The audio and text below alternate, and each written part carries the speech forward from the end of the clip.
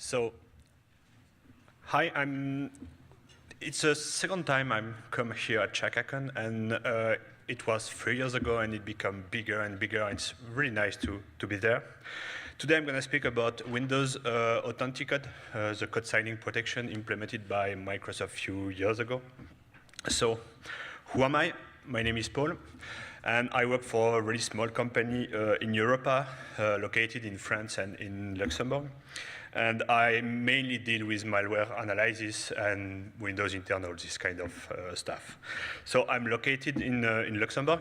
So I had a lot of questions yesterday about Luxembourg, so I decided to add a little geography slide to help you to identify the country. So it's a small one in red in Europa, and I found a way to have a map to compare size between Luxembourg and the different islands of Hawaii. And I wrote population, 500,000 of people live in Luxembourg. So it's a really, really small country, and now you will be able to put it on map. And some people say to me, it's .lu. Are you sure it's not .ru? No, LU, Luxembourg, I'm not Russian. So,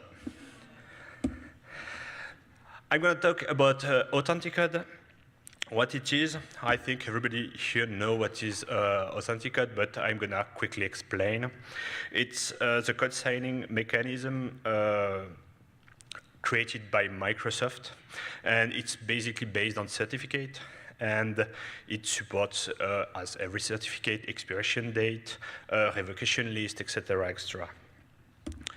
I mainly focus on the kernel mode impact of Windows signing mechanism, and typically for driver. So since Windows 7 64 bits, you must sign your driver to be loaded by the system.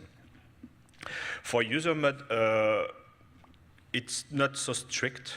It's simply, I copy-paste the definition by Microsoft. As a software publisher, there are two reasons to sign code: to prove its integrity, the code is a real one, it was not changed, and to develop its reputation. So it cannot block. In kernel mode, you cannot load the driver if it's not signed. Basically, you can see a certificate by clicking on the file and show a certificate. So, I'm going to first speak about the kernel space implication. So, theoretically, since Windows 7 64 bits, we should not have any rootkit anymore, because a rootkit is a driver, it must be loaded in kernel space, and due to Windows Authenticode, rootkit should be dead. Obviously not, it's not the case. We have rootkit today.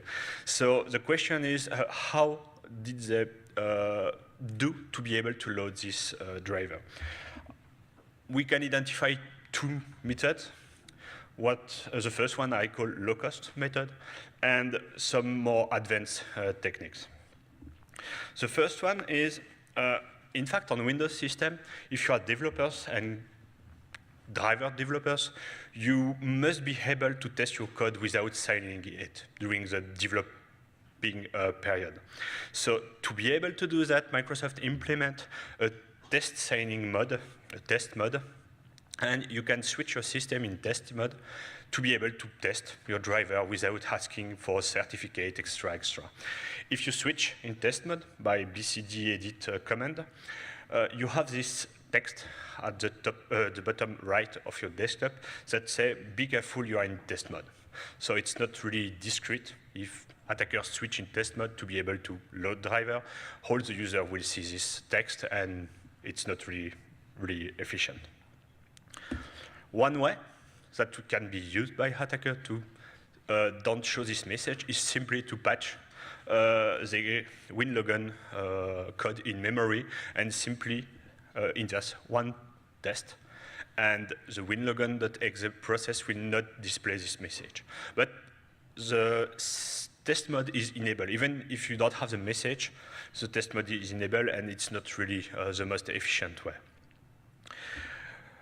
on the most efficient way, for example, the rootkit called Ouroboros or Turla or Snake, it depends of security company that named the malware, used a legitimate driver, vbox-drv.sys. It's the driver used by VirtualBox to handle network, etc. And vulnerability was found in 2008 on this driver. And this vulnerability allowed to arbitrarily switch a memory address to null. That's all. It's not code execution. It's simply switch a specific address to null. How the attackers use this vulnerability to disable kernel code signing? In fact, inside of the kernel, you have a global flag called GCI enabled. CI is for code integrity. Each time you see CI on Windows system, it's for code integrity. And this flag is set to 1 when the driver signature is enabled, and set to 0 when you perform the bcd edit command and reboot the system. So you can easily guess what the attackers perform with the vulnerabilities. They simply detect where is this flag on the kernel, use the vulnerability to switch it to 0, and at this time, the attackers disable the driver signature by using the vulnerability on a legitimate driver. So it's efficient, it works, but the problem is if you use bcdedit.exe command after the malware execution, this command checks the flag, and the command will say to you, you are in test mode. Even if you don't have the text at the bottom right, even if you don't reboot, etc., the bcdedit command is able to read the flag and say to you, you are in test mode. So it can be easily detected on infrastructure simply by executing the command on all the machine and read the output. Here is the short version. Simply by the device IO control I show, you disable the driver signatures. The only hard part is to identify the CI enable address, but it's not something really, really hard. And on the bottom, you've got a link to kernel mod forum where someone creates a full code to find the address, make the device IO control, and switch the code, driver code signature to 0. So, few months after, I found another rootkit called Derusb, and this one used another vulnerability found in 2013 in NICM.sys, and in fact, it's a driver developed by Novell. And this one is not simply a vulnerability that allow you to switch something to null, but it's really code execution. So if you look how the attackers switch off the driver signature mechanism, he opened a kernel symlink device. Here it's /device/NICM, and send the shellcode directly. If you look the bold part that starts by 48, it's the beginning of the shellcode sent to the kernel space. If you disassemble this shellcode, you are able to see that it takes something in memory at a specific address, the bold one, and perform a OR 8 on this specific address.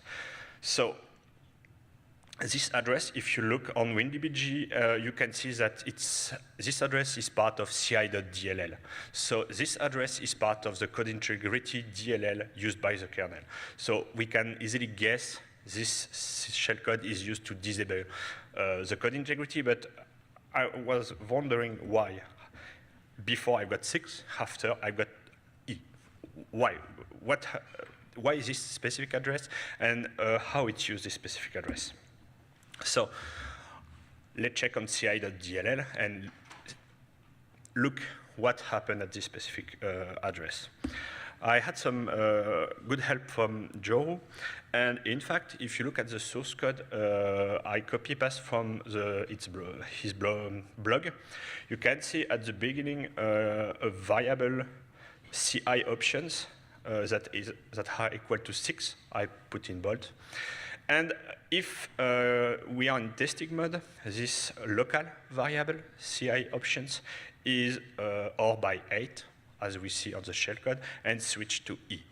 So I got exactly the same behavior than here, from 6 to E. And in fact, how the GRUSB author disable the driver signature, they don't change the global flag, because the global flag can be read easily by bcdedit command, but they change an internal variable of ci.dll in order to trick the system and say the signature is disabled. And in this case, if you run bcd.exe on the system, it's right and it's not in testing mode. You are in normal mode, because it's not the global flag, but a local variable that is changed. Here is the code, and we can see at the end it's finished by the same offset, and the address is not the same due to the ASLR on my system. So it's really a local variable used by ci.dll and set up during the boot and not each time. So this approach is really, really more discreet, because you cannot use command system to check if the signature is enabled or not. You must make a memory dump or make a remote debugging and check on the kernel this local variable and check if it's enabled or not. So I've got another case, is Greyfish or equation group, whatever you name it. And in this case, how the developers disable this feature, they use more or less the same approach. They use a vulnerability on clone-cd and use a vulnerability on lbcdio.sys. It's a driver of clone-cd. The CVE is from 2009, so it's an old one too. But Kaspersky did not mention any hash on the publication. I would like to know if someone from Kaspersky is in the room. Nobody? Or shy, but maybe? Yeah. So I asked to Kaspersky if I can have the sample mentioned in the article, and I was lucky because they accept to share with me the Greyfish sample. They say no problem, but because life is never easy, they say to me, I provide you the sample in March, and at the end of March they say promise in April, and at the end of April they say in May, and at the end of May they say for June, and same for July, and today I don't have the sample. So I'm basically waiting for March. So maybe one day, who knows? Anyway, another case of rootkit I worked on is hide-drv. It's used by apt28, FancyBear, Sednit, whatever you name it. You cannot find any publication about this rootkit because there are no publication yet. We are going to publish in few times once I will finish it. It's a 64 bits rootkit. It's a really, really crappy one because the guy, for example, forget to remove comments. So I got WinDebug on each line. Each function at the beginning, I've got a debug. At the end of a function, I've got a debug. So I can really easily debug it by using debug view and even don't use a debugger, in fact. The problem is I only have the .sys file. I only have the rootkit, and I don't have the dropper that disable the driver signature. So today, I don't know how the attackers bypass the authenticator. So if someone in the room already worked on this topic and have the dropper, I will be happy to have it. I know that other AV company were worked on this topic, on this specific malware, but they have the same problems than me. They only have the .sys file, and they don't have the dropper and the step before that disables the signatures. So maybe one of you can help me. So basically on the first case, we know that attackers use more or less the same techniques. They use a legitimate driver with a vulnerability, generally an old one, and use this vulnerability to disable the kernel driver signatures by switching global flag, by switching a local variable, but it's more or less the same. Something that a lot of people ask me is, yes, but it's a whole driver. I think the certificate should be expired now. But yes, but in fact, it's not supported by the kernel. So if your driver certificate is expired, it's not a big problem. You can load the driver. And Microsoft did this choice for production purpose. Imagine you don't update your software, and one day you don't check the signature, of course, and one day everything is done on your company, simply because your application is expired, and Windows will not load it anymore, and game over. So Microsoft decided to don't support certificate expiration for the kernel. So even if you use a really old vulnerability from 2008, for example, it's not a big deal. Another thing that people say to me is, yeah, but we have a certification revocation list.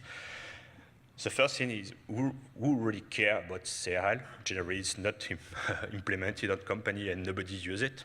But even if you use it, I'm not sure it's supported by the kernel.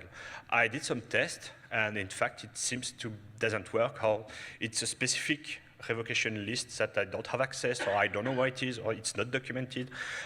I don't know. For me, they don't support CRL on kernel space. Maybe for the same reasons that expiration date, to avoid stopping your system, or so I don't know. So all the case I mentioned here, I saw that in real life. It's real malware and real case. I got an extra approach. I don't know if you heard about this article from it. I think it was on Dell machine. The people from Dell forget private certificate on the standard image of the laptop. And a lot of people spoke about this topic, explained that we can make man in the middle, extra, extra, extra. But in fact, it's better than simply man in the middle. You can use the certificate is currently used for Bluetooth driver.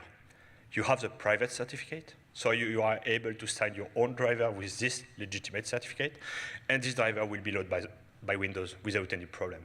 So if you want to develop rootkit, it's bad, but if you want, you can simply use the certificate provided by Dell, or forget by Dell, on the system, and it works perfectly. The certificate is expired since 2013, but it's not supported by kernel. You can use it even if it's expired. So yeah, I've got some rules on VT to check if people use this certificate badly, and I did not have any hit for the moment, but maybe after my talk, who knows.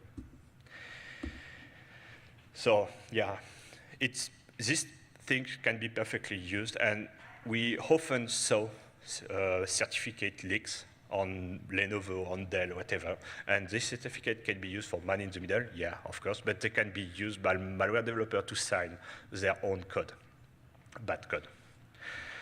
The future, so normally, since I think more than 1 year, maybe 2 years, Microsoft explains that in the future, you will not able to sign yourself your driver. You will have to push it on the portal, on Microsoft One, and Microsoft will sign your driver for you and give you the signed driver. At each Windows release, they said the next one is a good one, but I test on the Windows 10 Redstone 2 preview, and it's not implemented yet. And I think it's going to be a real nightmare for software developer if it's became reality. So maybe it will start first with not by default, but you can enable it. But I don't know. For the moment, on the preview at least, it's not implemented, and you can use your certificate to sign driver, and you are not forced to ask Microsoft to sign for you. So it's for the kernel space implication, and we have some few implication in userland due to Authenticode, especially in Windows 10 and especially in TH2. The first one, I didn't really work on it, but I mentioned it simply to have a whole picture, is the protected processes on Windows. So Alex Ionescu perfectly document how it works, what it is. I'm not gonna say exactly the same thing, but it's implemented since Windows 8. If you look at your certificate, so right-click, property, details, certificate, blah, blah, blah, you can see the third line, you've got protected process light verification.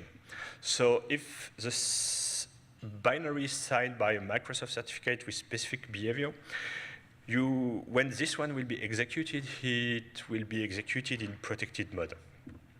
What is protected mode? In fact, if you want to open the process, perform an open process on Windows, you cannot open the process and have a full access on it. You cannot read the memory of the process, even if you are an administrator. You cannot. You must use process query limited information, and you only have access to few limited information, and you cannot pass the whole memory of the process remotely on the same machine, but from another process. It's nice.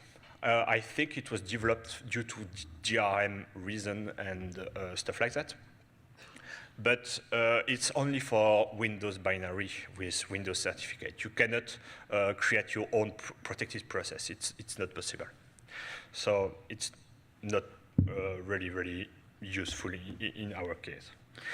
Another interesting thing concerning certificate and Windows binary signatures on userland is on TH2, Microsoft published a blog post where they explain that it's the end of malware inside Edge, the new browsers of Microsoft.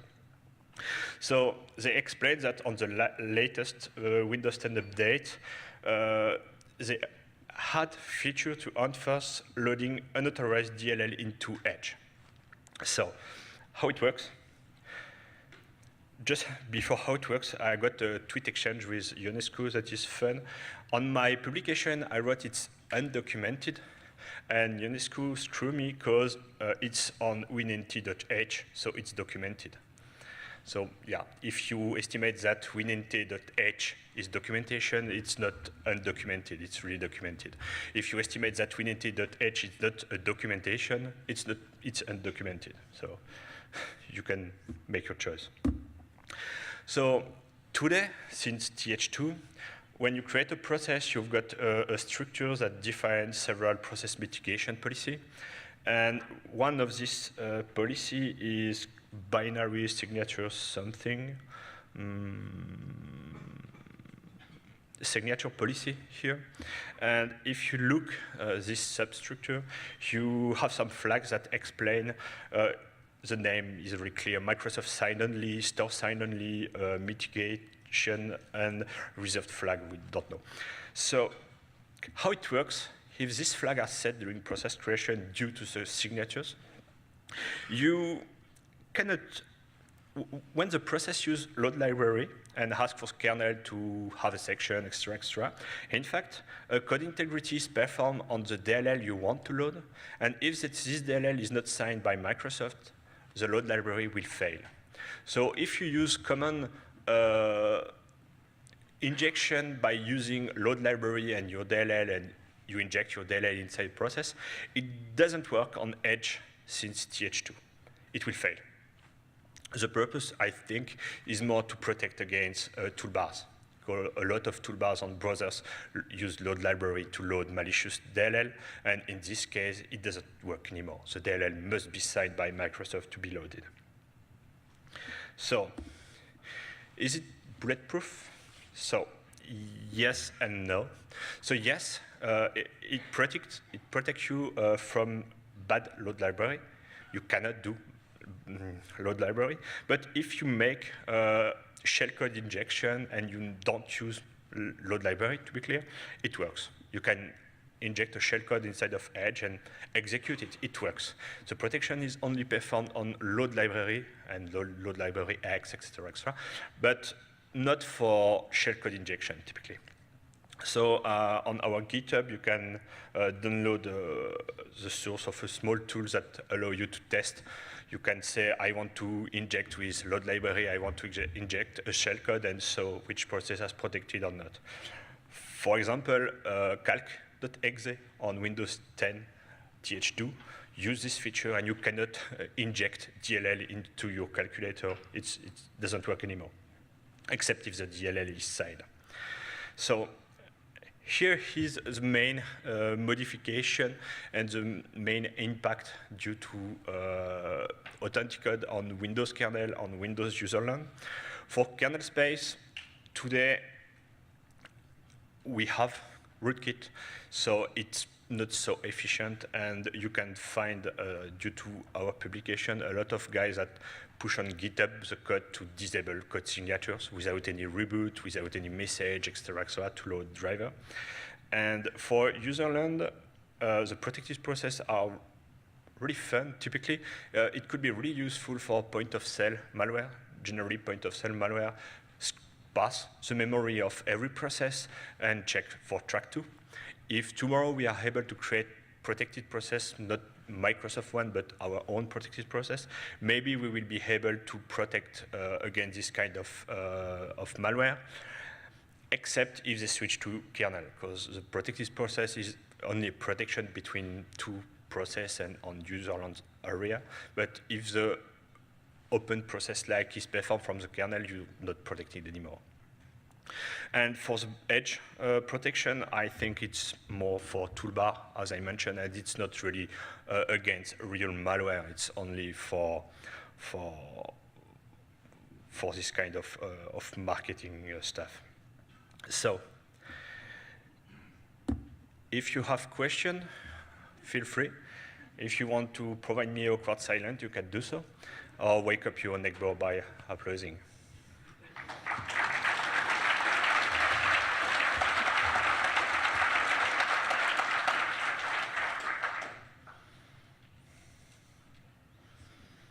Yeah.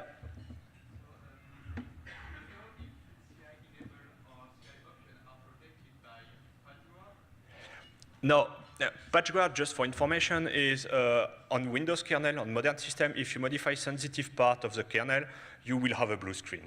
It's a kind of protection by suicide. And in this case, it's a variable. PatchGuard never protect variable because. Yeah, but it's not protected.